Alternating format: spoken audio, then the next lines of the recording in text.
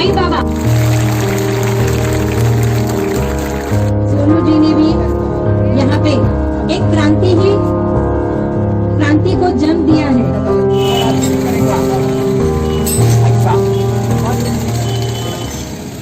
गेल्या वर्षभरापूर्वी संपूर्ण जगावर कोरोना नावानं थैमान घातले आणि मानवाची जीवनशैली या महामारीमुळे पूर्णपणे बदलून गेली। यामुळे विविध अनपेक्षित बदल आपल्या नेहमीच्या जीवनशैलीत आपणास करावे लागले। असाच बदल हा शैक्षणिक क्षेत्रातही झाला व ऑनलाईन शिक्षण प्रणाली सुरू झाली। मात्र या ऑनलाईन शिक्षण प्रणालीला गरीब विद्यार्थ्यांना अँड्रॉइड फोन नसल्या कारणानं मुकावे लागले व आता आपण शिक्षण घेऊ शकणार नाही या विवंचनेत काही विद्यार्थ्यांनी आपली शिक्षणाची आस सोडली। मात्र भगवान के पास देर है अंधेर नहीं या उक्तीप्रमाणे या गरीब विद्यार्थ्यांच्या मदतीला सरसावला तो बॉलिवूडमध्ये खलनायकाची भूमिका निभावणारा मात्र वास्तविक जीवनातील खरा हिरो सोनू सूद। ही गोष्ट आहे गरीब विद्यार्थी बॉलिवूड स्टार सोनू सूद, कोपरगावची रेणुका आणि मोबाईलची पण या सर्व कडींना जोडणारे माध्यम म्हणजे विनोद राक्षे नावाचं व्यक्तिमत्व होय। कोपरगाव म्हणजे गोदावरी नदीकाठी वसलेले गाव, कारखानदारांचे गाव, धार्मिक, राजकीय, शैक्षणिक परंपरा असलेली नगरी। साईबाबा, दैत्यगुरु शुक्राचार्य, संत जनार्दन स्वामी, जंगली महाराज, साधू संत यांच्या सहवास लाभलेले हे तीर्थक्षेत्र। अशा ठिकाणी राहणारे सर्वसामान्य लोक ती आपली कामे आनंदाने करतात, पण याच कोपरगावकरांच्या आनंदाला ग्रहण लागले ते कोरोना नावाच्या महामारीमुळे। कोपरगावाला नव्हे तर संपूर्ण जगाला आपल्या विळख्यात घेणारी, सर्वत्र हाहाकार माजविणारी, मृत्यूचं तांडव करणारी अशी ही महामारी। कोरोनातील चित्र म्हणजे सर्व बंद, लॉकडाऊन, सर्व थांबलेलं, एरवी गजबजलेलं गर्दी असणारं गाव जणू थांबलेलं वाटत होतं। जणू काही येथे लोक राहतात की नाही असं वाटायचं। दुकान, रस्ते, कॉलेज, शाळा सर्वच ओसाड पडलं होतं। या कोरोनामुळे सर्वांचं आयुष्य बदललं होतं। काहींनी आपलं सर्वस्व गमावलं तर काहींनी आपला प्राण। काहींचा कामधंदा बंद झाला तर काहींची चूल बंद झाली। त्यामुळे उपासमार करण्याची वेळ अनेकांच्या वाटेला आली आणि काहींचं शिक्षण बंद झालं। लॉकडाऊन असल्यामुळे शाळा बंद, शिक्षण बंद, क्लासेस बंद। मग प्रश्न निर्माण झाला तो मुलांच्या शिक्षणाचा। सरकारने मुलांचे शिक्षण थांबू नये यासाठी ऑनलाईन शिक्षणाचा पर्याय निवडला। ज्यांच्याकडे मोबाईल होते त्या मुलांचे शिक्षण व्यवस्थित चालू होतं, पण असेही काही मुले होती त्यांच्या घरी खाण्याचे वांदे। कोरोनामुळे घरच्यांना कामधंदा नाही, पैसा नाही, आर्थिक परिस्थिती एकदम हालाखीची। त्यामुळे ऑनलाईन शिक्षण घेण्यासाठी अँड्रॉइड मोबाईल फोन घेणार तरी कुठून। येथूनच कोरोनाची आणखी एक समस्या गरीब विद्यार्थ्यांच्या पुढे उभी राहिली व त्यातील एक विद्यार्थिनी होती कोपरगाव येथील माधवराव कचरेश्वर आढाव शाळेत शिकणारी इयत्ता 7वीची विद्यार्थिनी रेणुका रामा पवार। लोखंडावर घाव घालून शिक्षण घेऊन उच्च पदावर जाणे हे स्वप्न उराशी ती बाळगून होती। मात्र परिस्थितीमुळे तिचे स्वप्न तिला भंग होते की काय असे वाटू लागले होते। कोपरगाव येथील गवारे नगर येथे राहणारी रेणुका, तिची घराची परिस्थिती हालाखीची। लोकशाहीर अण्णाभाऊ साठे स्मारक जवळ रस्त्यालगत तिचे कुटुंब लोखंडी वस्तू बनविण्याची काम करत। निरक्षर कुटुंबात जरी तिचा जन्म झाला असला तरी शिक्षणाची प्रचंड आवड असणारी, शिक्षणासाठी वाटेल ते काम करणारे, अपार मेहनती आणि हुशार अशी ती रेणुका। शाळा आणि शिक्षण म्हणजे जणू तिचं आयुष्य। शिक्षणाबरोबर वडिलांनाही ती त्यांच्या कामात मदत करायची। लोखंडी काम करणाऱ्यांच्या घरात जणू तो सोनेरी परीस, कोळशातील सापडलेला हिरा असे ती भासत होती। तिला शाळेत जाणं, शाळेत मैत्रिणींशी गप्पा मारणं, अभ्यास करणं खूप आवडायचं। पण या आवडीच्या कामाला जणू ग्रहणच लागलं ते कोरोना नावाच्या राक्षसामुळे। कारण कोरोनामुळे सर्व बंद झालं होतं। लॉकडाऊन असल्यानं पर्यायानं शाळा, शिक्षण बंद होतं। त्यामुळे रेणुका घरी राहून आपल्या कुटुंबाची मदत करत होती। रेणुका शिकून मोठं होऊन वकील, पोलीस बनण्याचे स्वप्न ती पाहत होती. पण या कोरोनामुळे ते स्वप्न अधुरं राहतंय की काय असं तिला वाटत होतं. यामुळे रेणुकाच्या आयुष्याचा चेहरा मोहराच बदलून गेला होता. लॉकडाऊनमुळे शाळा बंद झाली, मैत्रिणीशी गप्पा बंद झाल्या, खेळणं बंद झालं आणि शिक्षणाचं नातंही तुटत चाललं होतं.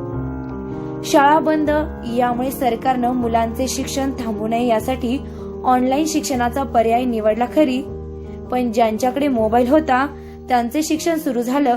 पण असंख्य मुलांचं व रेणुकाचं तसं नव्हतं, कारण यांच्याकडे मोबाईल घेण्याची परिस्थिती नव्हती. पप्पा, आता आम्ही सगळे आमचं काम म्हणजे एकच आहे, लोखंड ठोकायचं, एवढंच काम आहे आमचं. ते नाही तर आमची डायरेक्ट परिस्थितीच नाही आहे. मग एवढंच काम आहे आमच्याकडे, ज्याच्यावर आम्ही जगू शकतो, कारण की याच्यावरच आम्हाला भाकर खायला भेटते. मी घन मारते, भाता फुकते, पप्पांना भाता फुकायला मदत करते, घन मारायला मदत करते. परत पप्पांचं जर काही काम असलं ते कामही करू लागते. आम्ही 4 बहिणी आहे आणि 1 भाऊ आहे. आणि माझी मोठी बहीण ती सगळं काम आवरून घेते. ती मला म्हणते की तू शाळेत जाय, शाळा शिक, अशी ती मला सांगते. म्हणून माझ्या बहिणीने सुद्धा 9वीपर्यंत शाळा शिकली, कारण की 10वी पास व्हायला तिच्याकडे पण फीला पैसे नसायचे. म्हणून तिची 9वी शिक्षण झालं. आणि ती मला सांगते की तुला जर पैसे नसते तर मी काही पण काम करेन, पण तू पुरी 10वी कर आणि जमलं तर कॉलेज पण शिक, अशी ती मला सांगते. माझ्या वाटचं काम ती घरी करून घेते आणि मला शाळेत पाठवते. तिच्यापासून तर मग जास्त अभ्यास असल्यामुळे कधी कधी मला 12 पण वाजायचे अभ्यासाला, झोपायला पण वेळ व्हायचा. सकाळी लवकर पण उठायचं असतं, पण तरी पण ॲडजस्ट करून मी अभ्यास करायचे. अभ्यास पूर्ण करूनच शाळेत जायचे.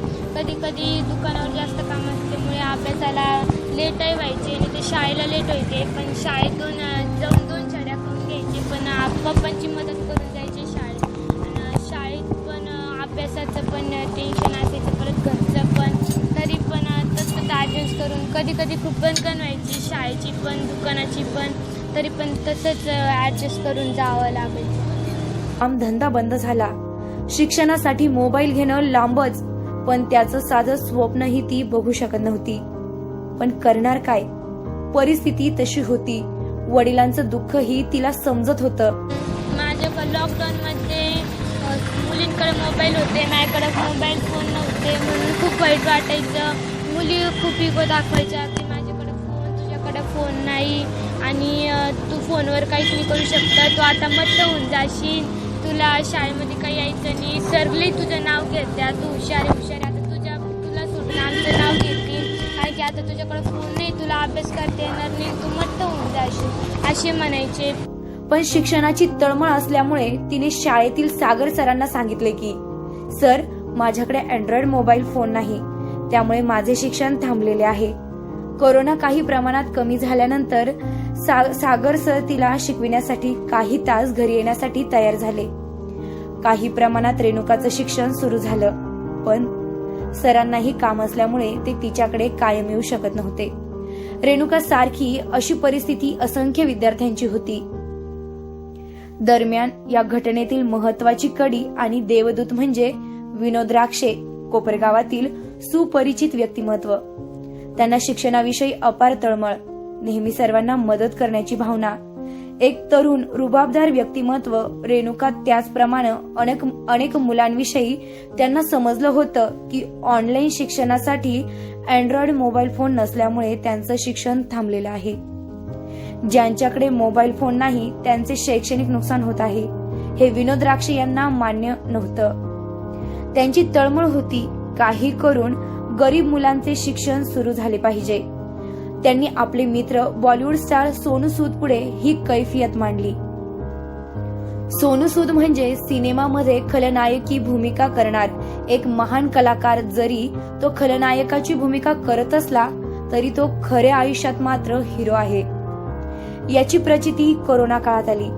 सर्वात जास्त मदत करण्याच्या यादीत सोनू सूदजींचं नाव वरच्या स्थानी घेतलं जातं, कारण कोरोना काळात लॉकडाऊनमुळे हजारो लोक अडकून पडले होते. त्यांना आपापल्या घरी जाण्यासाठी स्वखर्चाने बसची व्यवस्था करणं, हजारो लोकांना अन्नदान, गरजूंना हवी ती मदत सोनू सूद यांनी केली. त्यामुळे ते लोकांना देवदूतासारखे वाटू लागले. यामुळे विनोदजी राक्षे यांनी रेणुका आणि इतर मुलांसाठी जे गाऱ्हाणे मांडले होते ते सोनू सूद यांनी हसत मुखाने मान्य केले. लहान भाऊ मानणाऱ्या विनोद राक्षे यांना मुलांच्या शिक्षणासाठी अँड्रॉइड मोबाईल फोन देतो असा शब्द दिला. पुढे सोनू सूद हे 8 जानेवारी 2021 रोजी शिर्डी येथे साई दर्शनाला आले. तेव्हा त्यांनी कोपरगाव येथील माधवराव कचेश्वर आढाव शाळेमधील समारंभात येऊन त्यांनी गरजू गोरगरीब मुलांना आपल्या हातानं 100 अँड्रॉइड मोबाईल फोनचं मोफत वाटप केलं. यावेळी सोनू सूद म्हणाले की ऑनलाईन शिक्षणापासून कोणीही वंचित राहणार नाही. साईबाबांच्या कृपेने त्यांना सर्व काही मिळाले आहे. साईबाबांच्या कृपेमुळे ते सर्व गोष्टी करत असतात. उन माँ बाप के लिए जो अपने बच्चों को वो मोबाइल फोन्स नहीं दे पाते, या जब बच्चे बोलते होंगे कि हमारी क्लास करनी जरूरी है और माँ बाप बोलते होंगे कोई बात नहीं जब स्कूल खुलेगा तब देंगे, लेकिन वो बता नहीं पाते क्योंकि वो फोन अफोर्ड नहीं कर पाते, वो बता नहीं पाते बच्चों को कि कितनी जरूरी है क्लासेस, वो दे नहीं पाते. तो मैं जब विनोद भाई से मेरी बातचीत हुई तो उन्होंने सबसे पहले मुझे यहाँ के बारे में बताया कि यहाँ बहुत सारे होनहार बच्चे हैं, बहुत सारी ऐसी फैमिलीज हैं जिनको जरूरत है. करीबन 100 के करीब बच्चे हैं. तो मैंने बोला कि विनोद भाई मेरा वादा है कि जिस दिन कोपरगांव में आऊंगा उससे अगले दिन वो 100 के 100 बच्चों की कोई भी ऑनलाइन क्लास मिस नहीं होगी. और अगर आज कुछ लोग छूट भी जाएं, अगर 100 लोगों से ज्यादा लोग भी हों और छूट जाएं, तो विनोद भाई को आप जरूर बोलिएगा, मैं फिर से आगे उनको भी जो भी उनको चाहिए रहेगा मैं जरूर प्रोवाइड करूंगा. और रेणुका किधर है? रेणुका है यहीं पे.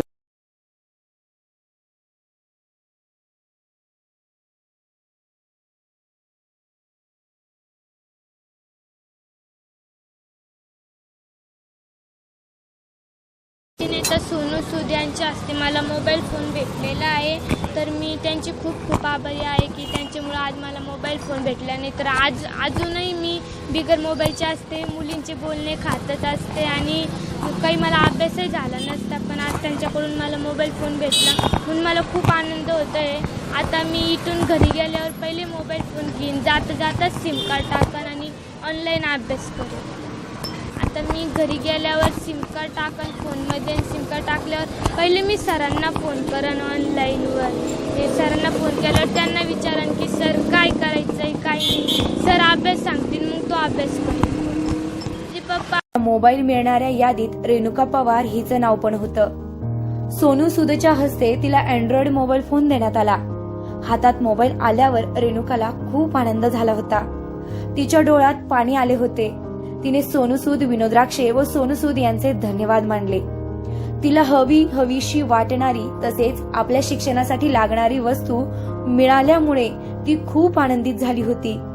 ती धावत पळत घरी गेल्यावर आई वडील बहिणींना आपला मोबाईल दाखवल्यावर सर्वजण आनंदी होतात. डोळ्यात भरते ते रेणुकाचे अँड्रॉइड मोबाईल फोन बघून स्मिता हास्य करणं. पण याच ठिकाणी एक गोष्ट जी खूप महत्वाची होती, जी आतापर्यंत पडद्याआड होती, ती बॉलिवूड हिरो सोनू सूद यांनी उघड केली. ती गोष्ट उघड करताना ते भावनिक झाले होते. ती गोष्ट म्हणजे या सर्व कडींना जोडणारे दुवा म्हणजे विनोद राक्षे यांच्या मोठ्या बंधूंचे निधन या कार्यक्रम सोहळ्याच्या 2 दिवस अगोदर झाले असतानाही त्यांनी ही बाब त्यांचे बंधू समान मित्र सोनू सूद यांना सांगितली नाही. कारण जर ही दुःखद घटना सोनू सूद यांना सांगितली तर कदाचित मोबाईल वाटपाचा कार्यक्रम पुढे ढकलतील व त्यामुळे या गरीब विद्यार्थ्यांचं शैक्षणिक नुकसान होईल. म्हणून त्यांनी ही घटना सोनू सूद यांना कार्यक्रमाच्या काही वेळ अगोदर सांगितलेली होती. गरीब विद्यार्थ्यांसाठी विनोद राक्षे यांनी आपल्या दुःखावर दगड ठेवून या विद्यार्थ्यांना शिक्षणाचा आनंद दिला होता. खुशकिस्मती है मेरी कि मैं आज आपके सामने हूँ, सब बच्चों के सामने, सब पेरेंट्स के सामने, सब टीचर्स के सामने, रिस्पेक्टेड हमारे भाई दोस्त सब लोगों के सामने. उनका एक कारण है, मेरे विनोद भाई, मेरा इनसे रिश्ता पिछले 15-16 सालों से है. और सबसे पहले मैं हर कुछ भी चीज कहने से पहले मुझे पता चला कि विनोद भाई के बड़े भाई जो हमारे भी भाई हैं, 2 दिन पहले वो गुजर गए। मुझे पता आज आकर यहाँ पर लगा, अगर मुझे पहले पता होता तो मैं इनसे हाथ जोड़कर बोलता कि ये कार्यक्रम हम शायद 1 हफ्ते 10 दिन बाद करते, पर इन्होंने ये सोचा कि आज आप लोगों को, बच्चों को, सब टीचर्स को आज उनके फोन्स और उनकी क्लासेस और मिस ना हो, तो उन्होंने मुझे बताया नहीं और मुझे यहाँ शिरडी आने के बाद पता चला कि ऐसी हुआ उनके साथ। और मैं उनको श्रद्धांजलि देना चाहता हूँ कि वो जहाँ पर भी हैं हमें खुश रहें और हमेशा आशीर्वाद बना के रखें और हमें ऐसे ही मार्गदर्शन करते रहें। तो आप सब उनके लिए जरूर प्रार्थना कीजिएगा कि जहां पर भी हो ठीक रहें और विनोद भाई को ऐसे ही हम सबसे मिलाते रहें। और थैंक यू विनोद भाई, और क्षमा भैया के लिए। इस संस्कार ने मुझे सब कुछ दिया भाई। यहाँ से ये तो मैं बाबा की कृपा से एक बात बोलूंगा कि मुझे आप जैसा भाई दिया। जिन संस्कारों में मैं पला हूँ, मैं जिन संस्कारों में पला बड़ा हूँ, मैं यहाँ पर मैं पहले स्वागत करूंगा सोनू भाई, सोनाली भाभी, निधि दीदी, देवेश भाई और हमारे ईशान भैया। मैं आप सबका कोपरगांव नगरी में आपका स्वागत करता हूँ। बातों को तुरंत यानी एक्सेप्ट किया। जो भाई यहाँ स्कूल में बड़े यानी रोजाना रोज की खाने पीने की दिक्कत रहने वाले जो पेरेंट है, जिनके पास पैसा नहीं है, वो यानी उनका राशन नहीं भर सकते, वो एंड्रॉइड मोबाइल तो बिल्कुल खरीद नहीं सकते। और पिछले 7-8 महीने में लॉकडाउन में जो आपने की हुई जो हेल्प है, महाराष्ट्र नहीं ना यूपी एमपी, पूरे भारतवर्ष में आपने जो हेल्प की है भाई, मैं थोड़ा हिंदी तो ना तो बोले। मैं सोनू भाई के साथ जब मैं पिछले 15-16 साल से मुझे छोटे भाई जैसे उन्होंने सम्मान दिया है। मैं आज कोपरगांव वालों को मैं पहली बार बोलना चाहता हूं कि जब हम मंदिर से निकले इन 16 सालों में, जब भाई का पहला मंदिर का दर्शन, लेकिन आज जैसे वर्तमान मोदी के लिए जैसे आवाज उठे, उससे भी बढ़कर आवाज सोनू भाई के लिए उठे। यही देश के रियल हीरो है और ये उन्होंने हेल्प किया है। और आज मी आपणा सर्वांना आवर्जून सांगेल, गर्वाने सांगेल की त्यांनी जे 100 मुलं जे काढलेले आपल्या या शाळेमधले, त्या 100 मुलांमध्ये प्रत्येकी 10,000 रुपयाचा तो जो मोबाईल आहे तो भाईने दिलेला आहे। भाई मैं एक बात बोलना चाहता हूँ, पूरे भारत में ऐसा कई इंसिडेंट या ऐसा कोई आपको दिखाई नहीं देगा, यहाँ पर दिखाई देगा। एक आपको इंसिडेंट बोलूंगा। जणू काही हा घटनाक्रम सिनेमाचा आहे असं वाटतं, पण ही एक सत्य घटना आहे। या निमित्तानं प्रकर्षानं जाणवलं ते रेणुकाची शिकण्याची धडपड। गरीब परिस्थितीमुळे मोबाईल फोन न घेऊ शकणारे रेणुकाचे वडील विनोद राक्षे आणि बॉलिवूड हिरो सोनू सूद यांच्यातील मैत्री, बंधुप्रेम, लहान भावाच्या शब्दाला जागणारा मोठा भाऊ विनोद राक्षे यांना शिक्षणाविषयी असणारी तळमळ, बॉलिवूड हिरो कोरोना योद्धा सोनू सूदचं कोरोना काळातील काम, लोकांविषयी तळमळ, सागर सरांचे शिक्षक प्रेम, या सर्व गोष्टींमुळे त्यांच्याबद्दल मनात आदर वाढतो। तसेच सध्याच्या युगात मोबाईलचे महत्त्व आणि त्याचप्रमाणे कोरोनाची भयानकता आणि भविष्यात येणाऱ्या संभाव्य धोके, अशा अनेक गोष्टी मनात वादळ निर्माण करतात। पण काही असो, रेणुका, सोनू सूदजी, विनोद राक्षे, सागर सर यांच्या कार्याला सलाम करावासा वाटतो। जीवनात जर विश्वास, श्रद्धा असेल तर देव नक्कीच कोणत्या ना कोणत्या मार्गाने मदत करतो। निर्भीड कोपरगाव न्यूज साठी योगेश डोकेसह सुनील ससाणे, कोपरगाव।